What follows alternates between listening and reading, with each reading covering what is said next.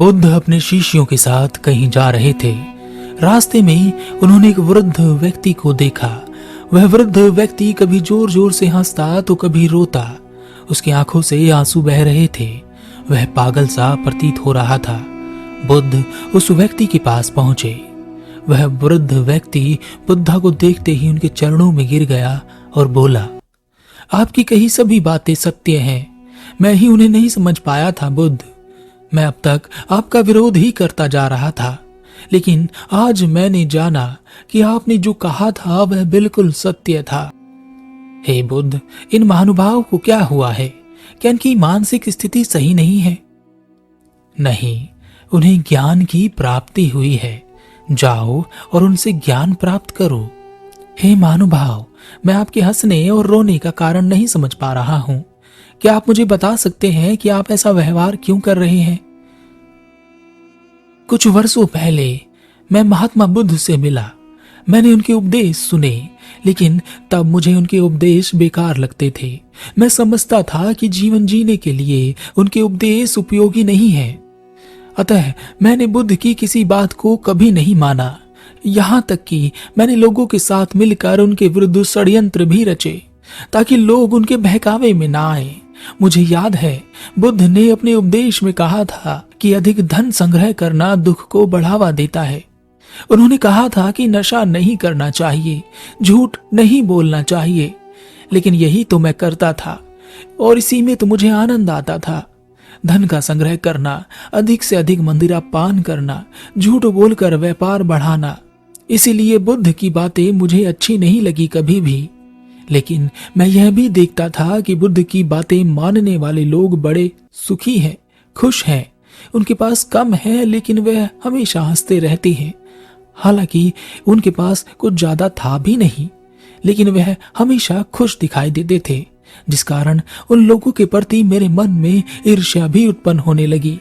इसी कारण से मैं रो रहा हूं कि यह बातें मुझे पहले क्यों समझ में नहीं आई। आज मेरे पास समय नहीं है, मैं वृद्ध हो गया हूं। तो तब यह बातें जब मेरी समझ में आई हैं, तो मैं इसलिए हंस रहा हूं कि यही सभी गलती तो लोग कर रहे हैं और उन्हें पता नहीं है कि वह गलती पर गलती किए जा रहे हैं। और वह भी मेरी तरह अपने अंतिम समय में इस बात को समझेंगे और पछताएंगे कि शायद वह पहले इन बातों को समझ जाते। मुझे याद है कि बुद्ध ने कहा था, जैसे हमारे विचार होते हैं हम वैसे ही बन जाते हैं। आपने जो ज्ञान प्राप्त किया, क्या आप उसे हमारे साथ साझा करेंगे, जिससे कि हम सभी का ज्ञान में वृद्धि हो और हम भी जीवन की गहराइयों को समझ सकें? आप तो महात्मा बुद्ध के शिष्य हैं। बुद्ध के समान जीवन की गहराइयों को कभी किसी ने नहीं समझा। आपको जो ज्ञान बुद्ध दे सकते हैं मैं नहीं दे सकता, लेकिन फिर भी जो मैंने समझा है मैं आपको अवश्य बताऊंगा। जीवन के अंतिम पड़ाव पर आकर मैंने यह जाना, जितने भी मनुष्य हैं सब एक प्रतिस्पर्धा में लगे हैं। वह दौड़ रहे हैं एक दूसरे से आगे निकलने के लिए।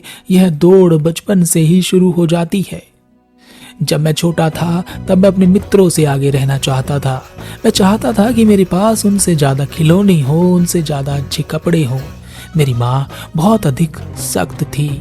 तब मन में ख्याल आ जाता था कि वह मर जाए तो मुझे स्वतंत्रता मिले, लेकिन ऐसा नहीं हुआ।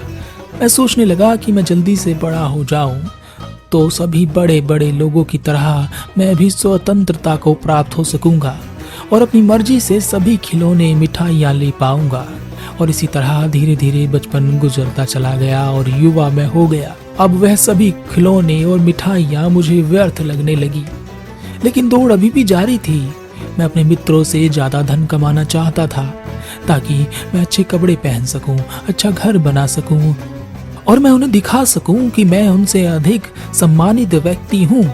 इसलिए मैंने षड्यंत्र रचे, झूठ बोला, धोखा दिया, लेकिन यह सब करते समय मुझे कभी एहसास ही नहीं हुआ कि मैं कुछ गलत कर रहा हूँ। कुछ समय पश्चात मेरे माता पिता ने मेरा विवाह करा दिया। वह जो स्त्री मेरे जीवन में आई थी वह बहुत सुंदर थी। उसकी हर बात मुझे अच्छी लगती थी। वह हमेशा मेरा साथ देती थी। बहुत समय बीत जाने के बाद भी जब हमारी कोई संतान नहीं हुई तो मैं बहुत चिंतित रहने लगा कि मेरी कोई संतान नहीं है तो मेरे बुढ़ापे की लाठी कौन बनेगा। जब मैं अपने मित्रों के घर में उनके बच्चों को खेलते हुए देखता तो मुझे उनसे बहुत ईर्ष्या होती। मैं सोचता कि काश मेरे घर में भी कोई बच्चा होता, लेकिन जल्दी ही वह समय भी आ गया। आखिर मेरे घर में भी एक पुत्र ने जन्म लिया। तब मैं खुशी से बहुत झूमा, नाचा, गाया। ऐसी खुशी मुझे आज तक नहीं मिली थी। ऐसा लगा कि सब कुछ जैसे मुझे मिल गया और अब कुछ नहीं चाहिए। लेकिन कुछ समय पश्चात मुझे ऐसा लगने लगा कि मेरा एक और पुत्र होता तो मेरे दोनों कंधे मजबूत होते। ईश्वर ने फिर से मेरी बात सुनी और एक बार मैं फिर से एक पुत्र का पिता बना। मैंने अपने पिता के व्यापार को बहुत आगे बढ़ाया। एक दिन मेरी पत्नी ने मेरे पास आकर मुझसे कहा, ये सारा व्यापार तो तुम्हारा बनाया हुआ ही तो है। तुम्हारे पिता ने तो इसे केवल शुरू किया था। आज जहाँ तुम हो वह सब तुम्हारी मेहनत है। वैसे भी तुम्हारे माता पिता की उम्र हो गई है, उन्हें अब तीर्थ पर चले जाना चाहिए। उसकी सारी बातें मुझे सही लगी और मैंने अपने पिता से इस बारे में बात की, लेकिन उन्होंने साफ साफ मना कर दिया। उसके बाद मुझे उनकी हर बात गलत लगने लगी। वह मुझे व्यापार में निर्णय लेने की स्वतंत्रता नहीं दे रहे थे। मुझे काम के लिए उनसे पूछना पड़ता था। अब मैं स्वतंत्र होना चाहता था और एक बार फिर से ईश्वर ने मेरी सुन ली। मेरे पिता बहुत बीमार हो गए और तब मुझे लगा कि वह जल्दी ही प्राण त्याग देंगे। इस बात से मुझे दुखी होना चाहिए था, पर मेरे चेहरे पर दुख के भाव भी थे। लेकिन अंदर से कहीं न कहीं मैं खुश था कि अब मैं अपने निर्णय को पूर्ण रूप से स्वतंत्र होकर ले सकूंगा। उनकी हालत अब ऐसी हो गई थी कि वह बोल भी नहीं सकते थे। वैद्य ने मुझे बताया कि उनके पास ज्यादा समय नहीं है। जिस किसी को भी बुलाना है बुला लो ताकि वह सब उनसे मिल सके। मेरे पिता को इस अवस्था में 6 दिन से ज्यादा हो गए थे। मैं अपनी पत्नी से मिलने गया, तभी मेरी पत्नी पीछे से आई और मुझसे बोली, सभी लोग तो तुम्हारे पिता से मिलकर चले गए हैं, यह अब किसका इंतजार कर रहे हैं? यह मरते क्यों नहीं? मेरी पत्नी की सभी बातें मुझे अच्छी लगती थी। एक अच्छी औरत थी, वह सही बात करती थी। उसकी कोई बात मुझे कभी गलत लगी ही नहीं। तो मुझे भी लगने लगा कि ऐसी अवस्था में पड़े रहने से अच्छा है कि वह मर जाएं, ताकि उन्हें इस जीवन से मुक्ति मिले। अगले दिन जब मैं उठा और अपने पिता के कमरे में गया तो मैंने देखा कि मेरे पिता की मृत्यु हो चुकी है। मेरी माँ उनके सिरहाने बैठी रो रही है। मेरी आंखों में आंसू आ गए और मैंने निर्णय लिया कि मैं अपने पिता की अंतिम यात्रा को बहुत ही भव्य तरीके से निकालूंगा, ताकि सब देखें कि मैं अपने पिता से कितना प्रेम करता था। मैंने यही किया। मैंने अपने पिता की अंतिम यात्रा बहुत ही भव्य तरीके से निकाली। सभी लोग अचंभित थे। आज तक उन्होंने ऐसी भव्य यात्रा कभी नहीं देखी थी और मैं अंदर ही अंदर बड़ा प्रसन्न था। खुशी से झूम रहा था कि लोग मेरी प्रशंसा कर रहे हैं, लेकिन चेहरे पर दुख के भाव भी दिखाने पड़ रहे थे। इसके बाद पूरा व्यापार पर मेरा एकाधिकार हो गया। मैंने बहुत धन इकट्ठा किया। इसके लिए मैंने हर तरकीब लगाई, हर वह कार्य किया जो धन कमाने के लिए किया जा सकता था। धन की हवस मेरी बढ़ती जा रही थी और मैं ज्यादा से ज्यादा धन इकट्ठा कर लेना चाहता था। मैं अपने नगर का सर्वश्रेष्ठ और सबसे धनी व्यापारी बन गया। धीरे धीरे मेरे दोनों पुत्र युवा हो गए और मैं बुढ़ापे की तरफ चल बढ़ा। लेकिन दौड़ अभी भी जारी थी। मैंने अपने दोनों पुत्रों का विवाह बड़े व्यापारियों की पुत्री से किया ताकि मेरे व्यापार को बड़े से बड़ा लाभ हो सके। धीरे धीरे मेरी उम्र ढलती चली गई, बुढ़ापा आता चला गया। एक दिन मेरी पत्नी भी मुझे छोड़कर चली गई। तब पहली बार मुझे एहसास हुआ किसी के जाने का, जीवन में खालीपन आने का। तब मैंने पहली बार बुद्ध के बारे में सुना। मैं चुपचाप बुद्ध के उपदेश सुनने के लिए उनके आश्रम में पहुंचा, लेकिन बुद्ध के उपदेश मेरे विचारों के बिल्कुल खिलाफ थे, विपरीत थे। वह मुझे पसंद नहीं आए। वहां बहुत से ऐसे लोग थे जो बुद्ध के विचारों से सहमत नहीं थे। वह सभी लोग मुझे अपने शुभ चिंतक लगे। उनके और मेरे विचार एक जैसे थे। कुछ समय पश्चात मैं बीमार पड़ गया। धीरे धीरे मेरी बीमारी बढ़ती चली गई और मैंने बिस्तर पकड़ लिया। अपने इलाज में मैंने बड़े से बड़े वैद्य को लगाया, लेकिन कोई फायदा नहीं हुआ। एक दिन मेरा बड़ा पुत्र मेरे पास आया और बोला, पिताजी आपसे व्यापार नहीं होगा, आप बहुत बीमार रहने लगे हैं, अब आप आराम करें, मैं सारा व्यापार संभाल लूंगा। छोटे भाई की आप चिंता ना करें, मैं उसे भी संभाल लूंगा। बेटा मैं अभी मरने वाला नहीं हूँ, कुछ ही दिनों में मैं स्वस्थ हो जाऊंगा।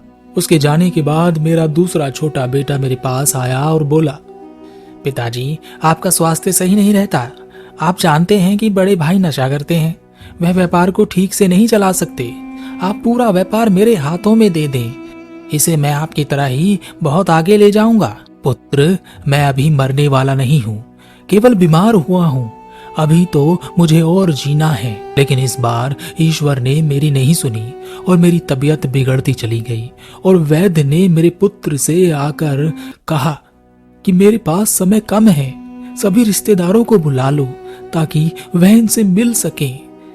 यह सुनकर मेरी बहुएं रोने लगी, मेरे दोनों पुत्र भी सभी रिश्तेदारों को बुलाने लगे, पत्र लिखने लगे। पहली बार मुझे एहसास हुआ अपने पिता की बेबसी का।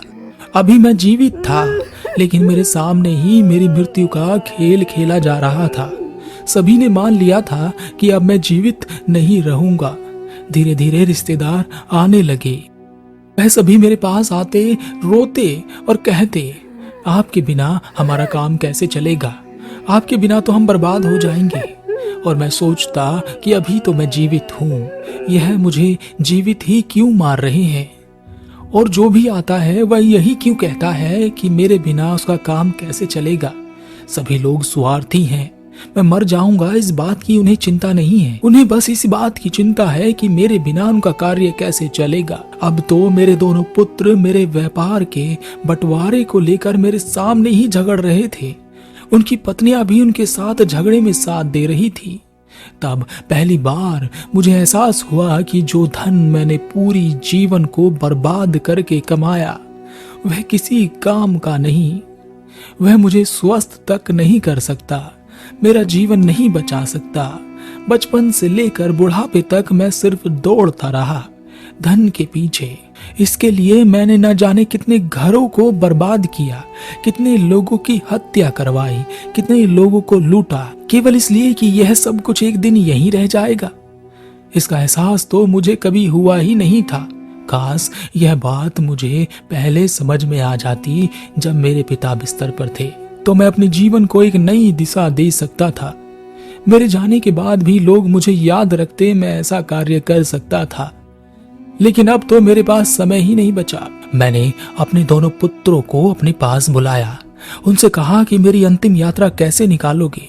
बड़े पुत्र ने कहा, पिताजी आप चिंता ना करें, आपका व्यापार आप मेरे नाम कर दें तो मैं आपकी अंतिम यात्रा सबसे अधिक भव्य तरीके से निकालूंगा, ताकि लोग देख सकें कि आप इस नगर के सर्वश्रेष्ठ व्यापारी हैं। पिताजी आप मुझ पर भरोसा रखें, आपकी अंतिम यात्रा ऐसे निकालूंगा कि यह पूरी दुनिया और बड़े से बड़े राजा देखकर चौंक जाएंगे और आपको सदियों तक याद रखेंगे। यह कहकर दोनों भाई फिर से आपस में लड़ने लगे और मैं चारों ओर देखता रहा कि यह सब मैंने ही बनाया और अब मुझसे ही छूटता है। सब कुछ जो मेरा था अब मेरा नहीं था। कई लोगों को मैंने मरते देखा, अपने पिता को, अपनी माता को, अपनी पत्नी को, अपने मित्रों को, सब वहीं उसी शमशान में जाते हैं और खत्म हो जाते हैं। सब के साथ मैं गया, लेकिन कभी ख्याल ही नहीं आया कि मुझे भी यहाँ कोई लेकर आएगा। अभी तक लगता था कि मैंने पूरा जीवन बहुत कामयाबी से गुजारा, लेकिन अब लगता है कि मैंने तो जीवन की शुरुआत ही नहीं की। पता नहीं किस चीज में उलझ गया, बचपन से उलझा तो बुढ़ापे तक उलझा ही रहा। अब आखिरी समय पर कुछ समझ में नहीं आता कि अब क्या करूं।